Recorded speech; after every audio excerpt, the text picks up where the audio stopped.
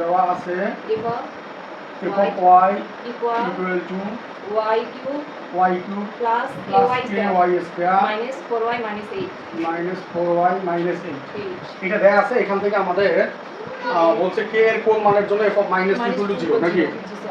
তো শর্ত মতে এই k এর মানটা বের করতে বলছে আর বলছে যে f of minus 2 equal to 0 হবে। শর্ত মতে কাজ করতে বলছে এবং বলছে f of minus 2 equal to কি হবে? 0 হবে। আমরা এই যেখানে কি দেখব, যেখানে y দেখব সেখানে -2 বসায় দেব।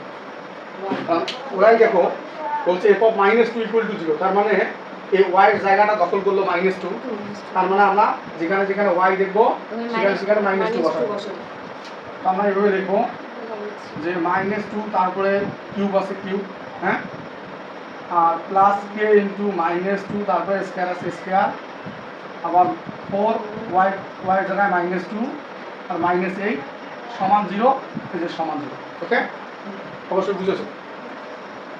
তো এইটা আমরা ক্যালকুলেশন করে আমাদের যেমন করে হোক k এর মানটা ফ্রি করতে বলছে যে দেওয়া আছে f of y equal to এত হলে k এর কোন মানের জন্য f of -2 equal to 0, তাহলে শর্ত মতে f of -2 equal to 0 দিয়ে অঙ্কটা শুরু করব। তো এখানে দেখো মাইনাস উপর বিজোড় মান মানে মাইনাস মান দেয়, মাইনাসের পাওয়ার যদি বিজোড় হয় তাহলে মাইনাস মান দেয়, আর মাইনাসের পাওয়ার যদি জোড় হয় তাহলে প্লাস মান দেয়। তাহলে 2 কে যদি আমরা 3 বার গুণন করি তাহলে কি কত হবে? 8 হবে। আবার মাইনাস উপর জোড় মান মানে প্লাস মান দেয়, প্লাসে প্লাস, 2 এর উপরে স্কয়ার করলে পাবো 4, 4 দিয়ে কে গুণন করলে আমরা এবার দেখবো যে 4 কে। আবার মাইনাসে প্লাস 4 দুগুণ আর -8 ইকুয়াল টু 0 আছে, ইকুয়াল টু 0। তাহলে এই +8 -8 কিন্তু আমাদের কাটা যায়।